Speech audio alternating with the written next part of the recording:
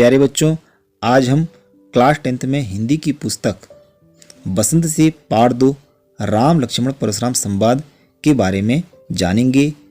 इन पदों के रचयिता तुलसीदास जी हैं और तुलसीदास जी कहते हैं कि सीता के स्वयंवर में रामचंद्र जी द्वारा जब शिव धनुष को तोड़ा गया तो उसकी टंकार की ध्वनि को सुन करके परशुराम जी क्रोधित होते हैं और राजा जनक के महल में आकर के कहते हैं शिव धनुष को किसने तोड़ा है। तब श्री रामचंद्र जी कहते हैं, आइए जानते हैं इन पदों के बारे में।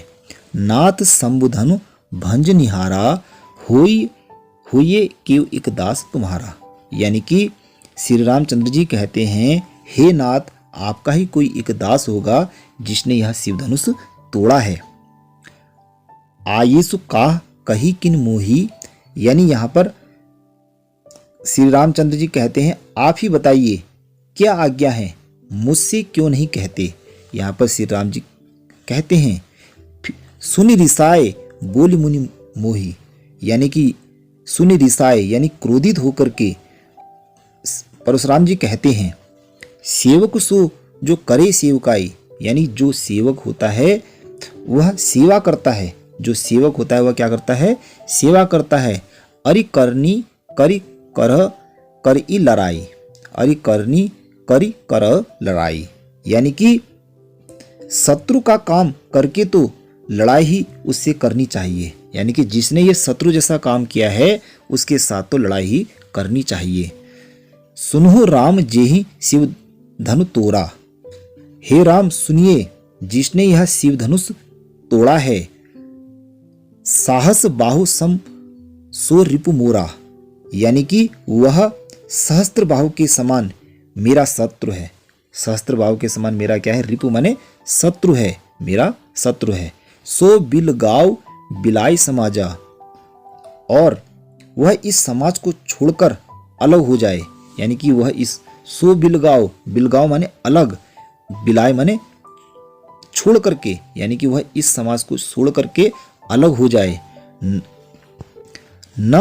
न त मारे जे ही सब राजा। नहीं तो सभी राजा, यहाँ पर उपस्थित सभी राजा मारे जाएंगे। यानी कि परशुराम जी बहुत ज्यादा क्रोधित हैं। अगली पंक्ति का अर्थ जानते हैं। सुनी मुनि वचन लखन मुस्काने। मुनि के वचन सुन करके, यानी कि परशुराम के वचनों को सुन करके लक्ष्मण जी मुस्कुराते हैं। बोले पर सुध रही अवमाने। और उनका अपमान करते हुए कहते हैं, यानी कि व्यंग्य कसते हुए कहते हैं, बहु धनु ही तोरी लड़काई।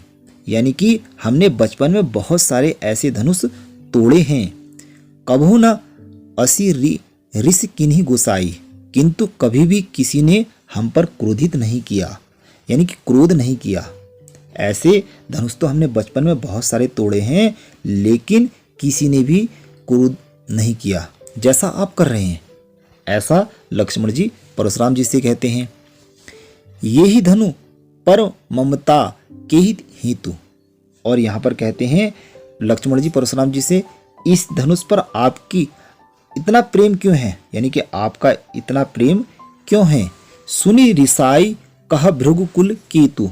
तब भृगुकुल यानी कि क्रोधित होकर के परशुराम जी कहते हैं, क्योंकि वो भृगु वंश के हैं और क्रोधित होकर के कहते हैं, रे नृप बालक कालबस बोलत तो ही न सवार। रे नृप बालक, अरे राजपुत्र, काल के वश में होकर के भी, यानी कि मेरे सामने आकर के भी तू ऐसी बातें करता है, ऐसी बातें करता है, तुझे जरा सा भी डर नहीं है। धनु ही सम रिपु रारी धनु विदित सकल संसारा। यानी कहने का मतलब यह है कि सारे संसार में विख्यात शिव धनुष एक अनोखा धनुष है, यानी कि कोई साधारण धनुष नहीं है। ऐसा कौन कहते हैं, परशुराम जी कहते हैं। अर्थात यह धनुष एक अनमोल धनुष है।